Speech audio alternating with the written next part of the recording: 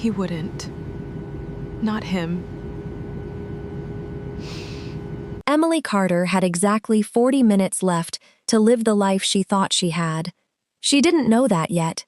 She was standing at gate C14 with a boarding pass in one hand and a small velvet box in her coat pocket. A box that wasn't an engagement ring, but something almost as important to her. A set of matching bracelets she'd had engraved with the date they met. 6 years. 6 years of birthdays, of late-night phone calls, of promising each other that no matter what happened, they would always tell each other the truth. She believed that. She believed it so completely that when her phone buzzed with a message from a number she didn't recognize, she almost didn't look. Almost. The message was 3 words long. 3 words that would sit in her memory for the rest of her life, long after this flight landed, long after this relationship ended, long after she stopped trying to explain to people why an ordinary Tuesday afternoon at an airport gate became the moment everything she thought she understood about love quietly came apart. She read it twice. She looked up at the man standing beside her, laughing at something on his phone, completely unaware that in her hand was a message that read like a warning, and she smiled at him anyway, because she wasn't ready yet to know what she already knew.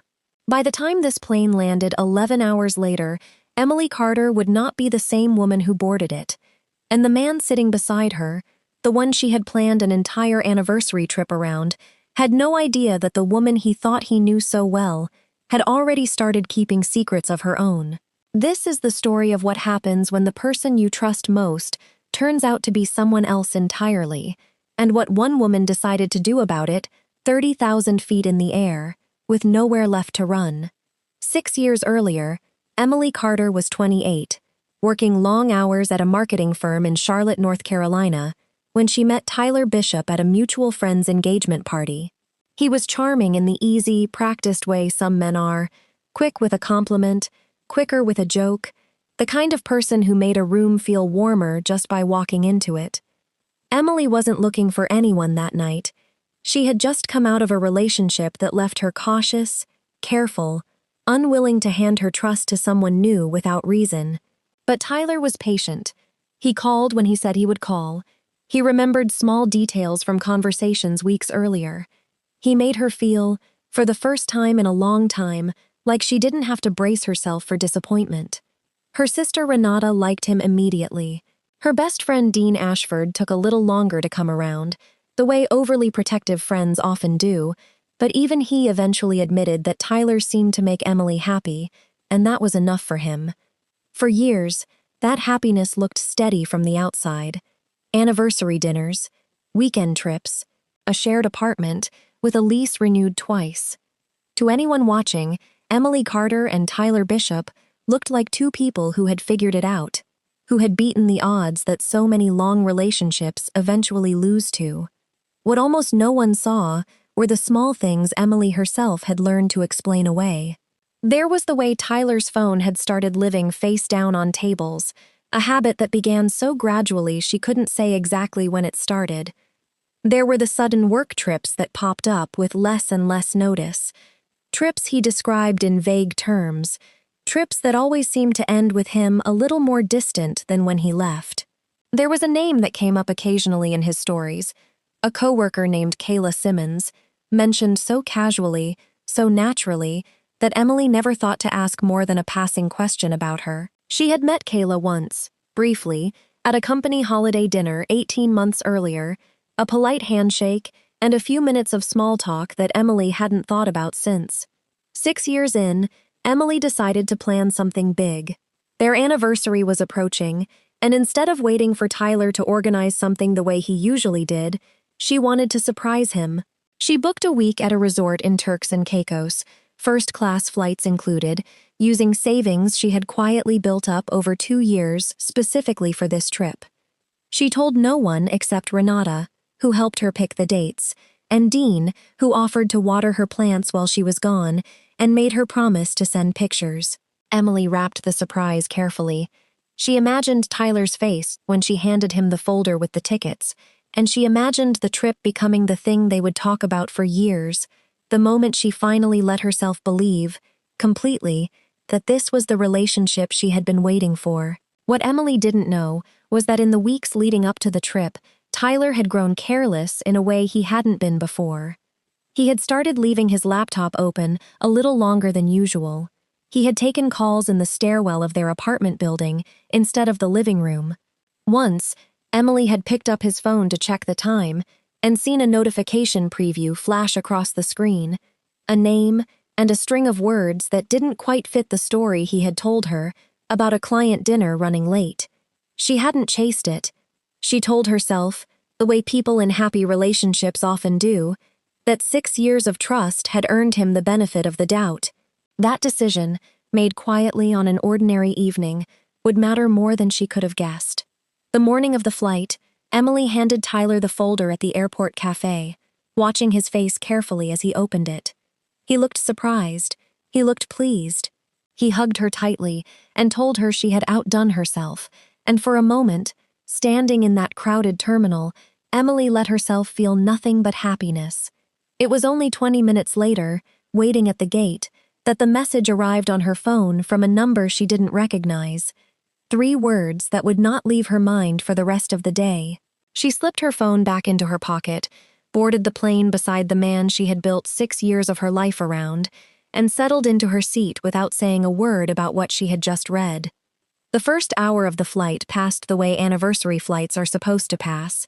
Easy conversation, a shared bag of pretzels, Tyler's hand resting on hers as the plane leveled off above the clouds. But Emily noticed things now that she might have missed a week earlier. Tyler checked his phone twice as often as usual, angling the screen slightly away from her each time. He excused himself to the restroom not long after takeoff, staying gone longer than the walk should have taken. When he returned, he seemed lighter somehow. The tension in his shoulders eased, the way a person looks after resolving something that had been weighing on them. Emily said nothing. She smiled when he sat back down, and she began, without fully deciding to, paying closer attention than she ever had before. It happened 2 hours into the flight, while Tyler slept beside her with his tray table still down. His phone lit up softly against the fabric of the seat, a message preview appearing just long enough for Emily to read it before the screen dimmed again. The name on the message was Kayla. The words underneath it were casual, familiar, the kind of message people send to someone they've grown comfortable with, someone they don't think to hide from. Emily sat perfectly still. She didn't wake him. She didn't reach for the phone. She simply looked at the message, memorized it, and turned her attention back to the small window beside her, watching clouds pass beneath the plane, while something inside her rearranged itself into a different shape entirely. She got up to use the restroom not long after, partly to clear her head, and partly because she needed a reason to walk the length of the cabin. It was on that walk, 3 rows ahead of her own seat, that she saw her, Kayla Simmons, seated by the window, a small paperback open in her lap, completely unaware that the woman whose boyfriend she had been messaging was standing in the aisle behind her. Emily recognized her instantly from the company dinner over a year earlier. For a long moment, Emily simply stood there, processing the fact that this was not a coincidence, that Kayla being 3 rows away on this exact flight was not something that happened by accident. Someone had planned this, and it wasn't Emily. She returned to her seat and sat down beside Tyler as he stirred awake, blinking at her with the easy, unguarded affection of a man who had no idea his secret had just been discovered. He asked if she was okay. She told him she was fine, that she just needed to stretch her legs, and she smiled at him the way she had smiled at him 100 times before. Except this time, the smile was a decision rather than a reflex. In that moment, somewhere over the ocean, Emily Carter chose not to confront him. Not yet. She had 11 hours left on this trip, and she intended to use every one of them to find out exactly how far this had gone and exactly what she was going to do about it. For the rest of the flight, Emily became someone Tyler didn't recognize, though he had no idea it was happening. She laughed at his jokes. She rested her head on his shoulder when the cabin lights dimmed for the overnight leg of the trip, and underneath all of it, she was watching. She noted every time he checked his phone. She noted the exact seat row where Kayla sat, the number stamped into her memory like a fact she might need later. When Tyler excused himself to the restroom a second time, Emily used the minutes alone to open his email on the shared cloud account they had set up years earlier for travel bookings, scanning quickly for anything that might explain what she had seen. She found a hotel confirmation buried 3 folders deep, a reservation at a property in Turks and Caicos, dated for a set of days that overlapped almost exactly with their anniversary trip. By the time the plane began its descent, Emily had assembled enough fragments to understand the shape of what she was dealing with, even if she didn't yet have the full picture. She knew Kayla was staying somewhere near their resort. She knew the messages between them had a familiarity that didn't read like new territory. She knew Tyler had been careful for years, and careless only recently, the kind of carelessness that happens when someone stops believing they'll ever get caught. What she didn't know yet was how deep this went, how long it had been going on, or whether Kayla understood the position she had been placed in. Emily decided, somewhere over the Atlantic, that she wasn't going to find out through confrontation. She was going to find out by watching, patiently, until she had every answer she needed. The days that followed the landing became a quiet investigation Tyler never suspected was happening. Emily played the role of the happy, surprised girlfriend perfectly, taking photos by the pool, toasting to 6 years over dinner, letting Tyler believe the trip was unfolding exactly as planned. Underneath the surface, she was building a timeline. She texted Renata late at night from the resort bathroom, laying out everything she had seen on the flight. Renata, careful and steady as always, told her to slow down, to gather proof before she did anything that couldn't be undone. Dean, when Emily finally called him, was less patient, insisting she deserved to know the full truth immediately, but even he agreed that confronting Tyler without evidence would only give him room to talk his way out of it. Emily spent the trip noticing things she had trained herself not to notice for years. Tyler excused himself for a run each morning that lasted longer than any run reasonably should. He took phone calls on the balcony with the door closed, telling her it was work checking in while he was away. On the 3rd day, while he was in the shower, Emily found a resort keycard in his shorts pocket that didn't match the room number they had been given at check-in, a detail so small it would have meant nothing a week earlier and meant everything now. She photographed it. She didn't ask him about it. She simply added it to the growing collection of proof she was assembling, evidence she intended to use not to accuse him, but to make sure that when the moment came, there would be nothing left for him to deny. There was a point, midway through the trip, where Emily almost let herself believe she had misread everything. Tyler was attentive that day, present in a way that reminded her of who he had been in the early years. And for a few hours, she found herself wondering if the messages had an explanation she hadn't considered. If Kayla being at the same resort really was some strange coincidence tied to a company retreat neither of them had mentioned. It was Renata, over a late-night phone call, who reminded her gently that 6 years of good instincts didn't disappear overnight, and that the version of Tyler being kind to her now didn't erase what she had already seen with her own eyes on that plane. Emily thanked her sister, hung up the phone, and kept watching. By the 5th day, the picture had become unmistakable. Emily followed Tyler at a careful distance one afternoon when he claimed he was heading to the gym, and watched from behind a row of palm trees as he met Kayla at a beachfront cafe, a short walk from their resort. She watched them sit together for nearly an hour, watched the easy, familiar way they spoke to each other, watched Tyler reach across the table at one point and briefly hold Kayla's hand before pulling back and glancing around, a habit of caution that told Emily everything about how long this had been practiced. She didn't approach them. She simply memorized the time, the location, and the expression on Tyler's face, an expression she had once believed was reserved only for her. That night, lying beside Tyler in their resort room, Emily made her decision. She wasn't going to wait for the trip to end. She wasn't going to let him fly home believing he had gotten away with something. She was going to confront him on the final evening of their anniversary trip, in front of the one person who had made this possible, because Emily suspected something Renata and Dean hadn't considered, that Kayla herself might not fully understand the situation she had been pulled into. If Tyler had lied to Emily for months, there was a real possibility he had lied to Kayla too, and Emily intended to find out exactly how deep those lies went before this trip was over. The final evening arrived under a sky Emily would remember for the rest of her life, streaked orange and pink over water that looked almost too calm for what was about to happen. She had arranged, without Tyler's knowledge, for Kayla to be at the same beachfront cafe where she had watched them together days earlier, using a message sent from an account Kayla wouldn't recognize, framed as an invitation from resort staff regarding a reservation issue. Tyler, meanwhile, believed they were having a quiet farewell dinner together, just the two of them, closing out the trip the way they had opened it. He had no idea that Emily had spent the last 3 days building toward this exact moment. Evidence gathered, timeline complete, patience finally spent. When Kayla walked toward the table and saw both Emily and Tyler sitting there, her expression shifted in a way that told Emily something important before a single word was spoken. It wasn't guilt.